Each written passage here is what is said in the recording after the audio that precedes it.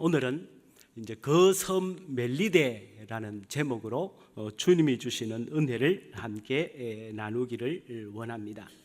이제 천신만고 끝에 바울이 사도행전 27장 26절에 보면 지금 유라굴로 광풍에 의해서 우리가 다 죽게 되었지만 하나님께서 내게 말씀하셨다. 우리가 다 머리카락 하나 상하지 않고 다 구원받을 것이다 라는 예언을 하면서 이제 우리가 한 섬에 들어가게 될 것을 이 바울이 선포를 하게 됩니다. 그리고 마침내 오늘 본문에 보면 이들이 구조되어서 들어간 섬의 이름이 멜리데라는 섬이 나오고 있습니다. 28장 1절에 보니까 우리가 구조된 후에 안적 그 섬은 멜리데라 하더라. 이 멜리데라는 뜻은 피난처라는 뜻이 있습니다. 지중해의 시실리 가까이에 있는 중요한 위치를 차지하고 있는 섬입니다. 크기는 아주 큰 섬은 아니고요. 우리 서울보다 좀 작은 한 반 정도 될 정도의 섬입니다. 이 멜리데가 지금 몰타의 섬으로 지배적으로 얘기를 하고 있습니다. 즉 성경이 나오는 멜리데가 지금의 몰타라는 섬입니다. 또 말타라고도 하고 몰타라고는 섬입니다. 아마 가보신 분도 계실 것입니다만은 14일간의 해도 별도 보이지 않는 아주 캄캄한 끔찍한 광풍의 위협 가운데에서 멜리데라는 이 몰타 섬으로 276명이 들어가게 된 것은 전적인 하나님의 은혜입니다. 오늘 우리 찬양도 마찬가지고 우리 헌금성도 주의 은혜 아니면 아무것도 안 된다고 하는 찬양인데 이 사람들이 섬에 도착해서 한 명도 죽지 않고 살아난 것은 참 전적인 하나님의 은혜입니다. 요즘 태풍이라든가 이 모든 자연재해로 말미암아 많은 사람들이 죽기도 하고 어제는 보니까 일본에서 같이 그렇게 자연재난이 많아서 잘 대비되어 있다는 나라도 수십 명이 목숨을 잃는 일들도 일어나고 있는 것입니다. 오늘 우리 삶 전체도 보면 하나님의 은혜가 우리를 감싸고 있기 때문에 우리가 이 세상에 지금 안전하게 살고 있는 것 아니겠습니까? 오늘 성경에 나오는 이 멜리데, 이 몰타라고 하는 이 섬은 기독교 역사에 중요한 역사적 발자취를 남기고 있습니다. 이 몰타 섬은 십자군 전쟁이 일어났을 때에, 즉 십자군 전쟁은 우리 기독교와 이슬람 세력 간의 200여 년간의 싸움을 우리는 십자군 전쟁이라고 합니다. 11세기에서 13세기에 일어나게 되는데 이 교황 우르바누스 2세가 이슬람이 점령한 예루살렘을 다시 되찾기 위해서 그 당시에 유럽에 있는 기독교 국가 다국적군을 모으게 됩니다. 이때에도 교황이 유럽 전체에 지배력이 있었기 때문에 그저 대규모 기독교 다국적 군대를 결성을 해서 이슬람 세력과 기독교 세력의 엄청난 대규모 전쟁이 200여 년간 일어나게 되지 않습니까? 그래서 7차례에서 8차례에 걸쳐서 참 끔찍할 정도의 전쟁이 유럽 대륙과 지중해를 뒤덮고 있었습니다. 이때에 십자군 내에 많은 조직들이 있었는데 그 중에 기사들로 구성된 기사단이 3개의 기사단이 있었습니다. 우리가 잘 아는 성당 기사단, 템플 기사단이 있고 또 주로 독일 사람들로 구성된 튜턴 기사단이 있었고 그리고 성 요한 기사단이 있었습니다. 이 3개의 기사단 중에서 특히 성 요한 기사단을 우리는 주목해 보아야 됩니다. 이 성 요한 기사단의 본부는 당시에 예루살렘에 있었습니다. 이게 한 11세기 어간인데 이 성 요한 기사단의 하는 일은 병원 사역입니다. 병원들을 세우고 그래서 예루살렘을 성지순례하는 수많은 유럽의 기독교 사람들이 예루살렘에 오면 지치고 다치고 병이 들지 않습니까? 요즘처럼 뭐 약도 많은 것 아니고. 그러면 이 성요한 기사단이 예루살렘에 본부를 두고 성지순 올려온 사람들을 고치는 일을 했습니다. 그리고 다시 회복시켜서 본국으로 돌려보낸 일을 성요한 기사단이 하게 되었는데, 이 기사단이 그만 이슬람에 의해서 예루살렘에 점령이 되면서 예루살렘에서 쫓겨나게 됩니다. 굉장히 중요한 역할을 하는, 요즘 말하면 병원 사역하는 팀들인데, 이 팀이 예루살렘에서 쫓겨나서 키프로스라고 하는 섬으로 쫓겨나게 됩니다. 이 키프로스라는 이 섬에서 1291년에 그곳으로 갔다가, 그리고 로도스라고 하는 터키 아래에 있는 이 로도스 섬으로 1309년에 또 옮겨지게 됩니다. 그리고 약 200년 정도를 로도스 섬에 있다가 오늘 본문에 나오는 멜리데 몰타라는 섬으로 1530년에 이곳으로 들어가게 됩니다. 왜냐하면 계속 이슬람 세력에 쫓겨서 1530년까지 존재하다가 1530년에 이 몰타 멜리데 섬으로 이 성요한 기사단이 들어가게 됩니다. 이곳에서도 약 240년간을 이 몰타라는 이 작은 섬에 이 기사단이 존재를 합니다. 그래서 이곳에서 기독교 세력의 대표자처럼 계속해서 이슬람과 끝까지 싸우는 일들을 하게 되면서 성요한 기사단이 이 몰타라는 멜리데에서 너무 중요한 굉장한 혁혁한 전공도 세우면서 성요한 기사단이 이때부터 이름이 몰타 기사단으로 이름이 거의 바뀌게 됩니다. 그래서 몰타라는 이 작은 섬에 200여 년간 있으면서 이 몰타 기사단 이름이 이제는 성요한 기사단의 대표 이름이 됩니다. 그러다가 마지막으로 1798년 나폴레옹과 싸우다가 나폴레옹에게 패배를 합니다. 근데 사실은 이때 싸워서 패배한 것이 아니고 프랑스가 그 당시에만 해도 천주교 국가 아니었습니까? 천주교와 기독교 국가였기 때문에 이 몰타 기사단의 하나의 철칙이면 가면 절대로 기독교인들과는 싸우지 않는다. 다른 종교나 이 하나님을 위해서는 싸우지만 같이 하나님을 믿는 어떤 기독교와는 어떤 세력도 싸우지 않는다는 이 사람의 철칙입니다. 그러다 보니까 프랑스가 대부분이 천주교 국가였기 때문에 이 몰타 기사단이 힘이 없어서 패배한 것이 아니라 스스로 무기를 내려놓고 패배를 자인하게 됩니다. 그래서 이 몰타 섬에서 그 다음에는 1834년에 로마로 옮겨가게 됩니다. 그리고 로마에 본부를 둔 몰타 기사단이 지금까지 로마에 남아 있습니다. 저도 설교를 준비하면서 이 바울이 멜리데라는 섬에 바다에 유라굴로 광풍을 피해서 우연히 멜리데 섬에 도착한 것 같지만 2000년의 역사, 기독교 역사에 이 멜리데의 역사, 몰타의 이 기독교 역사는 지금도 명맥을 이어오고 있고, 특별히 이 몰타 기사단은 지금 유엔에 의해서 한 독립국가로 인정을 받고 있습니다. 숫자는 너무 미미하지만 몰타 기사단의 기사단장이 거주하고 있는 로마의 관저는 세계에서 가장 작은 영토 없는 국가로 유엔에 계속해서 가입할 수 있는 그런 나라로 되어 있습니다. 그래서 유엔 회원국의 과반수인 104개국이 몰타 기사단을 하나의 국가로 인정을 하고 있습니다. 그래서 이들은 지금도 자국의 외교 사절들을 가지고 있고 자국 등록의 선박을 가지고 있고 자체 자동차 번호판을 가지고 있고 우표를 발행하고 있습니다. 유엔의 영구 가입 자격이 있습니다.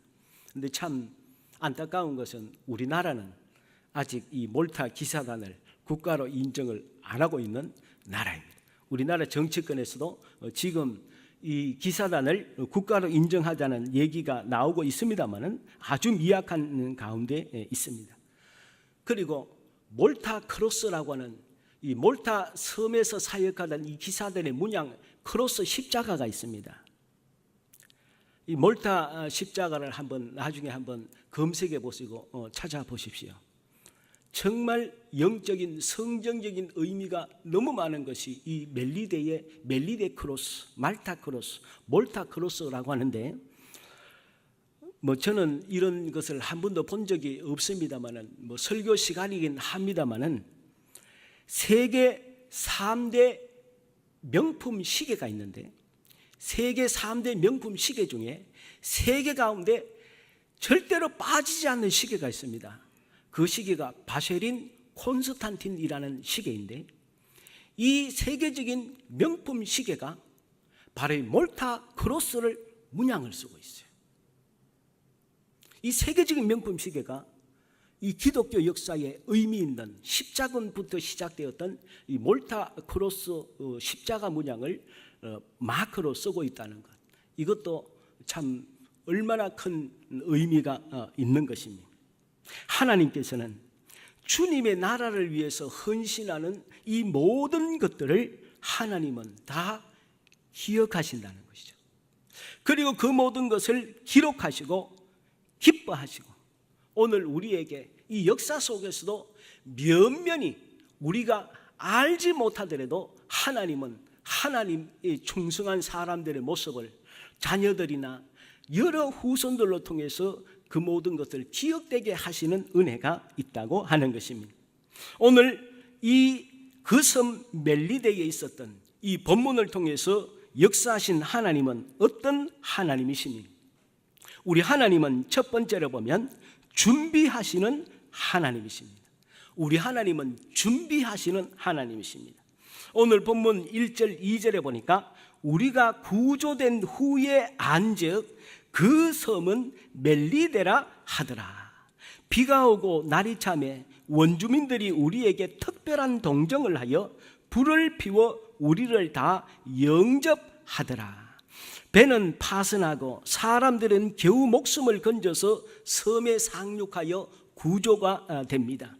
추운 겨울에 비까지 온 최악의 환경에서 이 사람들이 바다에서는 살아났지만 다 2000년 전에 멜리데 이 몰타 섬은 황량하게 이럴 데 없고 가난하게 이럴 데 없고 먹을 것이 거의 부족한 섬이죠. 이 섬에서 먹고 살기가 어려운 특히 겨울을 지나야 되는데 원주민들이 특별한 동정을 하여 불을 피워서 따뜻하게 영접하고 대접을 해 주었다고 오늘 성경에 말씀하고 있습니다. 그리고 이들은 석 달 동안 이 몰타 섬에 있게 되는데, 이 섬에 있는 동안도 잘 영접할 뿐만이 아니라 276명이 떠날 때에도 먹을 것과 쓸 것을 충분히 배에 실어 주었다고 했습니다. 10절 말씀에 보니까 후한 예로 우리를 대접하고 떠날 때에 우리 쓸 것을 배에 실었더라. 사람 입장에서 보면 우연이라고 생각할 수 있습니다. 그리고 사람 입장에 보면 우리가 재수가 좋아서 바다에서도 안 죽었고, 또 섬에 재수 좋은 사람들 만나서 후한 사람 만나서 우리가 잘 먹고 잘 나간다, 그렇게 생각할 수 있습니다만은 이것은 절대로 우연이 아니고 하나님께서 모든 것을 세밀하게 준비해 주신 은혜라고 하는 것입니다. 우리 자녀들이 봤을 때는 때가 되면 식탁에 밥이 나오고, 때가 되면 학자금이 나오고, 때가 되면 옷 살 돈이 나오고, 자녀들이 봤을 때는 그냥 모든 것이 다 되는 줄 압니다. 그러나 이 모든 것을 누가 준비한 것입니까? 우리 부모님들이 다 미리 생각을 하잖아요.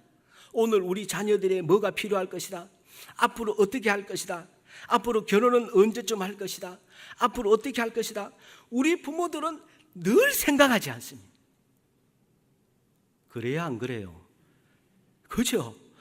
자녀들이 봤을 때는 부모님들 아무것도 안 하는 것 같아도 우리 부모님들을 늘 생각 속에 자녀들을 위해서 앞으로 할 것을 부모들은 생각하잖아요.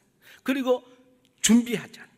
마찬가지로 우리 하나님께서는 이 세상의 모든 사람을 먹여 살릴 뿐만이 아니라 이 세상을 하나님께서 다 운영을 하나님께서 하시고, 또 이 바다에 바울과 276명이 살게 하시고, 특히 바울이 로마에 가서 하나님을 선포해야 되기 때문에 로마 황제 앞에 서야 될 때까지 하나님께서는 안전하게 갈 수 있도록 우리 하나님은 세밀하게 모든 것을 철저하게 준비하셨다고 하는 것입니다.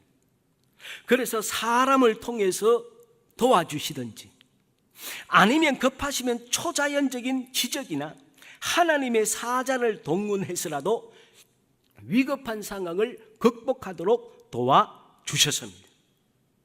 창조하실 때도 보면 왜 하나님께서 사람을 첫째 날, 둘째 날 만드셔도 될 텐데 하필 왜 마지막 6일째, 그것도 제일 끝에 사람을 창조하셨습니다. 그것은 결국 이 세상을 창조한 것은 하나님을 위한 것도 아니요, 사실은 엄밀하게 따져보면 우리 사람을 위해서 하나님이 창조하신 것 아닙니까? 우리 사람이 창조되었을 때 우리 인간이 할 수 있는 것이 무엇이 있습니까? 그러니까 하나님께서 첫째 날부터 6일 우리를 만들기 마지막까지 하나님께서 세상에 빛도 만들고 이 세상에는 공기도 만들고 땅도 만들고 바다도 만들고 해도 달도 별도 새도 동식물도 모든 것을 완벽하게 다 만드셔서 우리 사람이 살기에 아무런 부족함이 없도록 우리 하나님께서 우리를 위해서 모든 것을 철저하게 창조해 주신 것 아니겠습니까? 그러므로 하나님은 모든 것을 준비하시는 하나님이십니다. 신약 최대의 사건이 예수님이 인류를 구원하시기 위해서 십자가를 지시고 부활하신 사건이, 예수님의 십자가와 부활 사건이 신약 최대의 사건이라면 신약 최대의 사건의 구약 모형은 어떤 사건입니까? 아브라함이 아들 이삭을 모리아산에서 하나님에게 드린 사건, 이것이 신약의 예수 그리스도의 모형이죠. 그리고 예루살렘 솔로몬 성전, 다윗 때의 성전이 어디 있었습니까? 바로 아브라함이 이삭을 드렸던 모리아산 정상이 예루살렘 성전이 세워진 것 아닙니까? 그러므로 하나님께서 아브라함에게 이삭을 드리게 하실 때에 준비하신 것이 순양을 준비해서 그 아들을 대신하게 하셨죠. 그리고 온 인류를 구원하시기 위해서 우리 하나님께서 준비하신 것이 예수 그리스도 아니십니까? 그래서 아브라함은 자기 아들을 대신해서 자기 아들을 죽이지 아니하시고 양을 준비한 그 하나님을 준비하시는 하나님이라는 뜻에서 여호와 이레라고 하지 않습니다. 그래서 하나님은 모든 것을 철저하게 준비하시는 하나님. 그런데 여기에서 이레라는 이 원어상의 뜻이 보면 준비한다는 뜻도 있습니다만은 하나님이 보고 계시고 공급하신다는 뜻도 이레의 뜻이 있습니다. 이것은 하나님께서 눈을 떼지 않고 우리를 지켜보고 계시고 모든 것을 다 알고 계신다는 것입니다.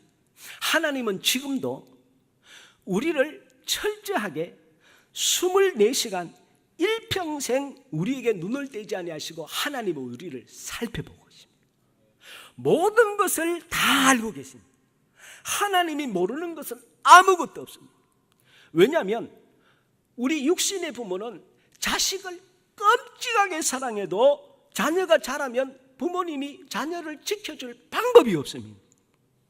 육신적으로 우리는 3차원 시공간 안에 살고 있기 때문에 자녀들을 우리는 끔찍하게 살아갈 수 있지만 떠나가 있으면 만날 수도 없고 볼 수도 없고 어려운 일이 생길 때에 적시로 도와줄 수 없습니다.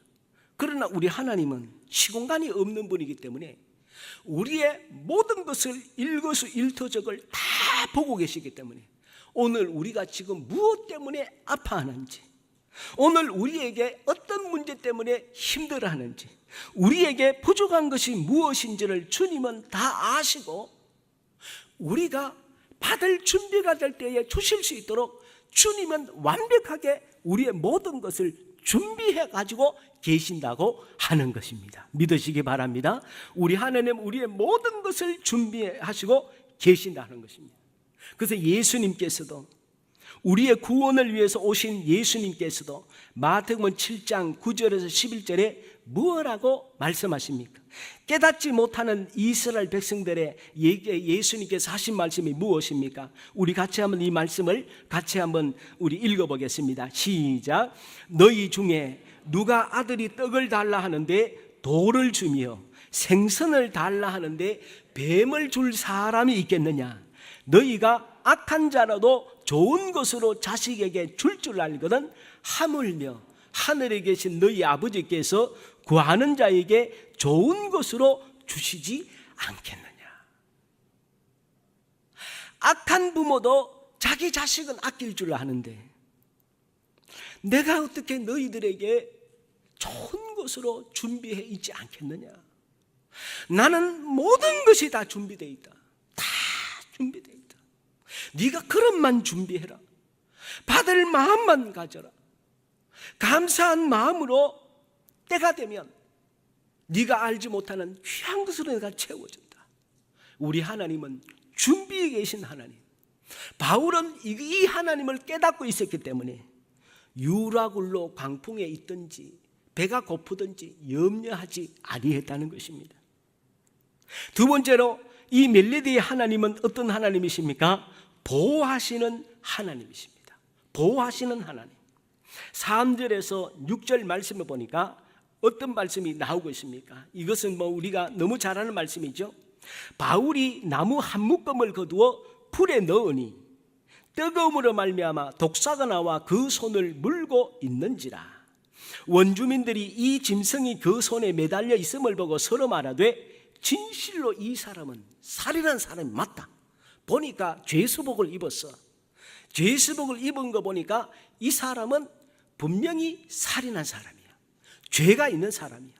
유라굴로 광풍 만나면 죽는 것이 100% 죽는 것이 우리 시중의 바다의 법칙인데, 아니 그 유라굴로에서 살아난 사람은 무조건 살아야 되는데 그 중에서 275명은 안전한데 한 사람 바울이 독사에 물렸으니 경험상 독사에 물린 사람은 반드시 죽게 되는데 저 사람은 그 당시에 그리스 신화에 나오는 정의와 공의와 법의 신인 여신 디케가 독사를 보내서 저 사람을 심판한 것이 맞아. 그 얘기입니다. 그래서 원주민들이 그 짐승이 그 손에 매달려 있음을 보고 서로 말하되 진실로 이 사람은 살인한 자로다. 바다에서는 구조를 받았지만, 바다에서는 살 수는 없었지만 자기에게 죄가 있기 때문에 공의가, 정의의 여신 디케가 그를 살지 못하게 하였다. 이렇게 그 사람들은 생각을 했다고 하는 것입니다. 그런데 어떤 일이 일어났습니까? 5절에 보니까 바울이 그 짐승을 불에 떨어버리매 조금도 상함이 없더라. 그들은 그가 붙든지 혹은 갑자기 쓰러져 죽을 줄로 기다렸다가 오래 기다려도 그에게 아무 이상을 없음을 보고 돌이켜 생각하여 말하되 그를 신이라 하더라. 이젠 저 사람은 죄가 있어서 죽는다고 했는데 가만 보니까 바울이 아무런 일도 없이 독사를, 덜렁거리는 독사를 떨어뜨려서 불 속에 집어넣어서 죽인 것이죠. 근데 독사에 물렸는데 손이 붓는 것도 없고 아무런 일이 없습니다. 여러분, 제가 뻥치는 건 아닙니다. 제가 조사 다 했습니다. 지금 몰타에는요, 그때 바울이 죽인 그 뱀이 마지막 뱀이었어요. 지금 몰타에는 뱀이 없답니다. 뱀이 없대요. 아무리 조사해도 몰타에는 뱀이 없다면 그때로 끝난 거죠. 이런 조크도 안 나옵니까? 이게 이해가 안 되십니까? 그러니 이 원주민들은 깜짝 놀란 거죠. 깜짝 놀란 거죠. 자기들이 늘 같이 지내는 독사 아니었습니까? 그 독사 물리면 100% 죽는데 이 사람에게만 아무런 일이 일어나지 않는 것입니다. 그러니까 이 원주민들이 생각할 때에 저 사람은 유라굴로 광풍도이죠. 독사에 물려도 독사도 어떻게 못해. 그 당시 죄를 심판하는 그리스 신화의 법과 정의의 신이 디케라는 여신인데, 여러분 보면 디케라는 여신이 어떻게 돼요? 한 손에는 저울, 한 손에 칼 들고 있고 눈은 끈으로 이렇게 앞에 안 보이도록 이렇게 막아놨잖아요. 왜냐하면 봐주지 말고 법대로 하라, 그 얘기죠. 눈을 막아놨어. 그 여신이 죄를 심판하는 여신이거든요. 그 그리스 신화에. 그런데 유라굴로 광풍도 바울을 못 이겨, 독사도 바울을 못 이겨, 여신 디케도 바울을 못 이겨. 그러니까 원주민들이 생각할 때에 바울은 신이 아니면, 최고의 신이 아니면 이룰 수 없다는 거예요. 이런 역사가 실제로 있었다고 하는 것입니다. 사도행전 14장에도 보면 바울과 바나바가 루스드라에서 치명적인 질병이 걸린 사람을 고치지 않습니다. 이럴 때 그 사람들도 바나바는 제우스라고 하고 바울은 말을 잘한다고 헤르메스 신이라고 했다는 그런 성경 말씀이 있는 것입니다. 오늘 하나님은 보호하시는 하나님이십니다. 우리 하나님은 바울과 그 복음을 전하는 사람들이, 원수거들이 해치지 못하도록 보호하셨습니다. 당시 유대 교권주의자들과 이방인들이 바울을 죽이기 전에는 먹지도 자지도 않겠다고 한 사람이 40명이 있었습니다. 이 40명이 똘똘 뭉쳐서 바울을 죽여야 한다고 맹세를 했지만 하나님의 보호하심으로 뜻을 이루지 못했습니다. 저들은 죽일 준비를 했지만 하나님은 살릴 준비를 하신 것입니다. 하나님은 바울을 대자연의 위험에서 보호하셨습니다.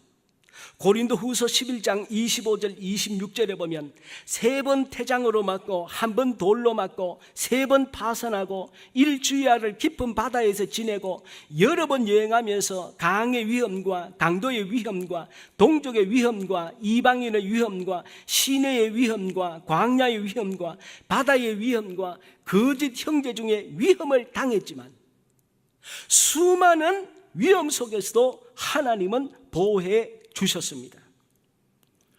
오늘 아침 일찍 메일을 열어봤더니 제가 작년에 있었던 하와이 코나에 목회하시는 목사님이 메일을 보내오셨습니다. 그래서 예배 오기 전에 급하게 읽어봤습니다. 읽어봤더니 하와이의 그 빅 아일랜드에 화산이 터졌지 않습니까? 이 화산이 지금 엄청나게 용암이 지금 거의 지금 한 2달 되지 않았습니까?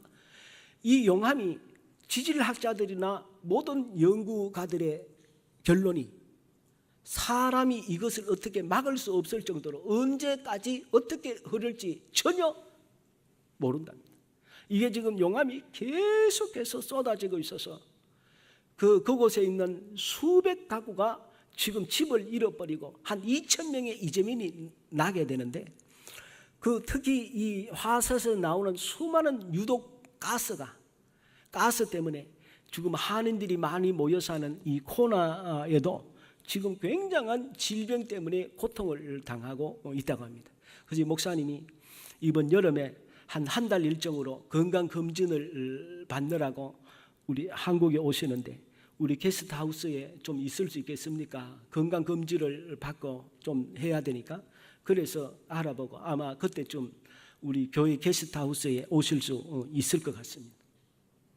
여러분, 이 세상에 얼마나 많은 대자연의 위험들이 우리에게 있습니까?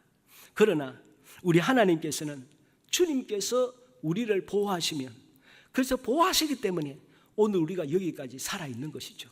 또 제가 있을 때에 지금 캘리포니아 쪽에 얼바인 온누리교회 담임 목사 부부가 같이 얘기도 나누고 식사도 한 그 목사님 부부가 이 화산 작년에도 없었지요. 그 볼케이노 국립공원이 있습니다. 아마 가보신 분도 있을 텐데 그래서 이곳에는 약 200만 명이 1년에 오는 장소입니다. 지금 이 빅 아일랜드가 경제가 너무너무 어려웠어요. 이 화산 때문에 지금 모든 관광객들이 다 끊어지고, 그때에 이 목사님 부부도 그 구경한다고 갔다가 갑자기 날이 어두워지고 못 찾아서 이 부부가 행방불명이 됐습니다. 실제로 갑자기 제 카톡으로도 문자가 왔어요. 지금 얼바인 온누리교회 담임 목사님 부부가 지금 화산에 구경 가셨다가 길을 잃고 지금 생사가 불분명하다, 기도해달라, 그런 일들이 실제로 있답니다. 그래서 막 모여서 여기저기서 저도 그때 같이 기도하고 막 간절히 기도했죠. 그러다 얼마 있다니까 카톡이 날아오더라. 구조가 됐다고. 헬기가 몇 시간을 돌아다녔는데 못 찾은 거예요.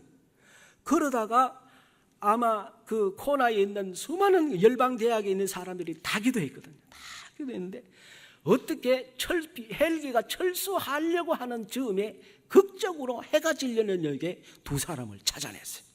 그래서 목사님 부부가 구출이 됐는데 이분들이 말씀하시기를 자기들이 거기에 있어서 길을 잃고 방황하는 동안 살아나면서 하나님께 감사할 조건을 따지면 지금 이 자리에도 100가지라도 말할 수 있겠습니다 라고 하면서 얘기했던 그런 기억이 있습니다. 우리 하나님은 우리를 보호하시는 하나님인 줄 믿습니다. 하나님께서 우리를 보호하셨기 때문에 오늘 우리가 지금 여기까지 살아있는 것이지, 하나님이 보호 안 하셨는데 오늘 우리가 어떻게 여기에 살아있겠습니까? 그러면 우리는 왜 살아있습니까? 우리가 믿음이 좋아서 살아있습니까? 아니면 우리가 기도 많이 해서 살아있습니까? 아니면 너무 착하게 살아서 살아있습니까? 아니면 뭐 쓸모가 있어서 살아있습니까? 왜 우리보다 더 잘나고 더 건강한 사람도 갑자기 돌아가시는 분들이 얼마나 많은데 주님이 오늘 우리를 왜 살려주십니까? 어떤 사람은 천재지변으로 갑자기 죽고 사고로 죽는 사람도 얼마나 많은데 하나님이 우리를 여기에 지금 이 자리에 살게 해주시고 예배 드리게 하시는 유일한 이유는 하나님께서 우리를 통해서 받으실 영광이 있기 때문에, 오늘 우리에게 하나님이 주시는 사명이 있기 때문에, 주님의 나라와 주의 뜻을 이룰 우리가 해야 될 일이 있기 때문에 그 일 끝날 때까지는 하나님이 죽이시지 않는 줄 믿으시기 바랍니다. 그 일 끝날 다 안 했기 때문에 하나님이 안 죽이시는 것이지, 아니면 주님이 왜 우리를 살려주시겠습니까? 하나님께서 바울을 살리신 이유도 바로 이것이죠. 로마로 가야 되니까, 그곳에서 복음을 증거해야 되니까. 제가 그전에도 한번 설교하다가 이 말씀 들었을 것 같아요. 바울이 단두대에서 목이 잘린 그 돌이 지금 남아있잖아요. 바울의 목이 잘려서 3번 튄 곳이 있는데 그곳에 샘이 터졌다고 해서 지금도 그게 보존이 되고 있습니다. 바울이 순교당하기 직전까지 있었던 감옥이 지금 그대로 있어요. 그럼 하나님은 유라굴로에서 죽였어도 됐죠. 멜리데 섬의 독사에 물려서 죽을 수도 있었죠. 하나님은 그 모든 것을 다 이겨가신 하나님이 로마에 가서 왜 목 잘려서 죽게 하셨을까요? 그 이유는 억울한 것 아니고 바울이 하나님이 주신 사명을 다했기 때문에 하나님께서 천국으로 데려간 줄 믿습니다.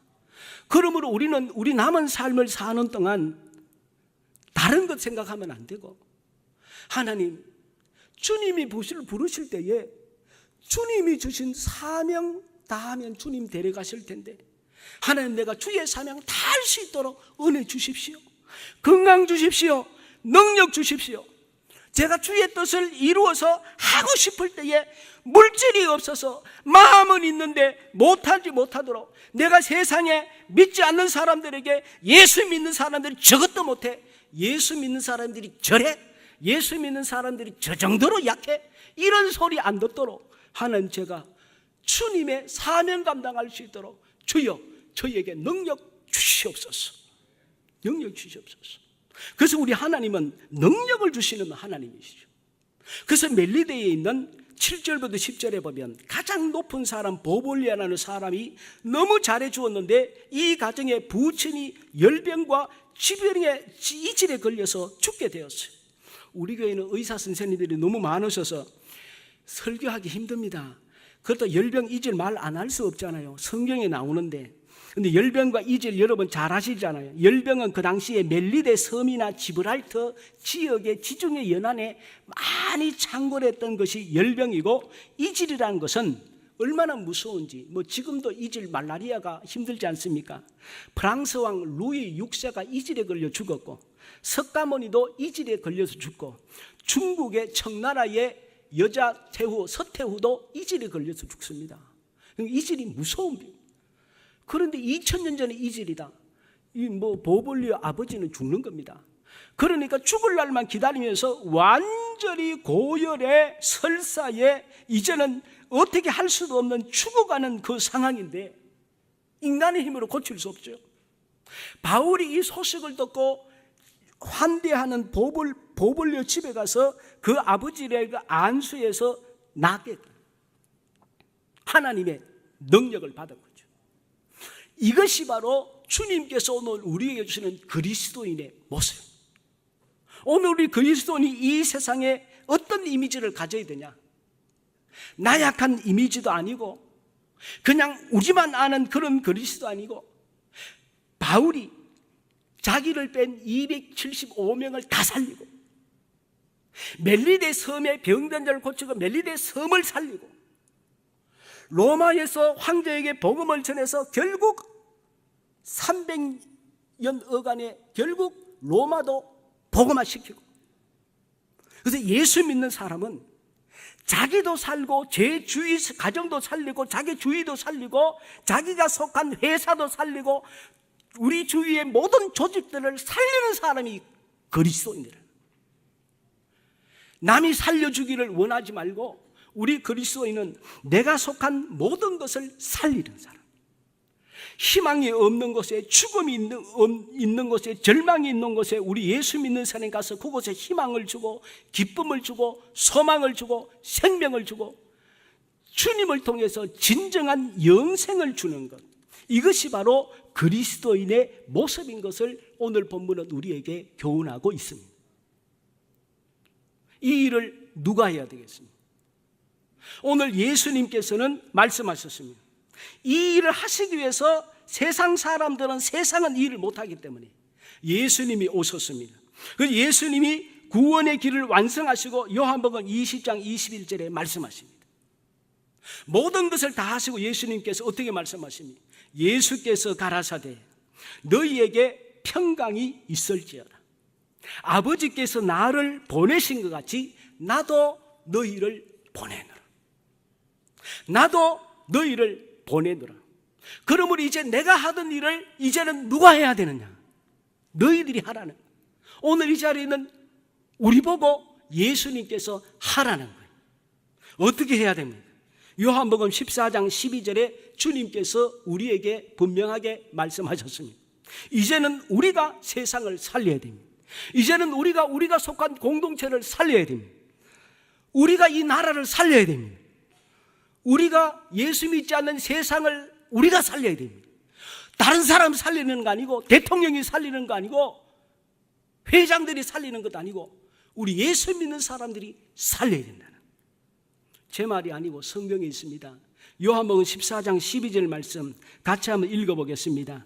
우리 주님께서 주신 말씀을 기억하면서 같이 한번 봉독하겠습니다. 시작.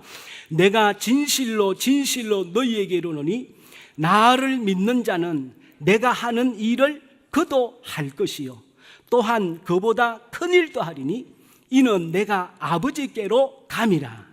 너희가 내 이름으로 무엇을 구하든지 내가 행하리니 이는 아버지로 하여금 아들로 말미암아 영광을 받으시게 하려 함이라. 내 이름으로 무엇이든지 내게 구하면 내가 행하리라. 예수님께서 하셨어요. 나는 이제 아버지께로 간다. 남은 사명, 세상 살리는 사역은 너희가 해라. 그러나 너의 힘으로 너의 능력으로 할 수 있는 것 아니다. 나를 믿으면 된다. 내가 능력을 준다. 할 수 있는 모든 것을 준다. 그러므로 나를 믿는 사람은 죽은 것을 살릴 수 있고 망해가는 것을 회복시킬 수 있는 능력을 내가 줄 것이다. 그러므로 우리 예수 믿는 사람은 나라를 위해서 기도해야 돼요. 그래서 하나님 이 나라를 살려주십시오. 하나님 저도 살려주시고 우리 가족들도 살려주시고 우리의 생업도 살려주시고 우리 구역도 살려주시고 우리 교회도 살려주시고 하나님 이 선교사들도 살려주시고 하나님 제가 관계된 모든 것은 저를 보시고 살려주시옵소서. 할렐루야. 따라해 봅시다. 저를 보시고, 이 자리에 있는 모든 분들입니다. 저를 보시고 모든 것을 살려주옵소서. 그러므로 예수 믿는 사람은 자꾸 누가 왜 안 해주느냐, 누가 자꾸 하냐, 이거 믿음이 없어요. 내가 살려야죠. 내가 해야죠. 바울이 남에게 탓했습니까? 선장 탓했습니까? 바울이 살린 거예요. 오늘 우리는 우리가 교회를 살리고 우리가 이 나라를 살려야 됩니다. 우리가 나라를 살려야 돼요. 이런 마음으로 하나님의 능력받아 그리스도인답게 이 세상에서 치졸하게 비겁하게 예수 믿는 사람이 세상에 나가서 남의 탓하지 말고 하나님 내가 이 회사에 있기 때문에 우리 회사를 살려주시옵소서. 내가 하나님 이 일을 합니다. 나 때문에 내가 관계된 모든 사람들이 예수 믿고 구원받고 소망 갖고 기쁨 갖고 행복한 삶을 살 수 있도록 저를 인해서 살려주시옵소서. 기도하겠습니다.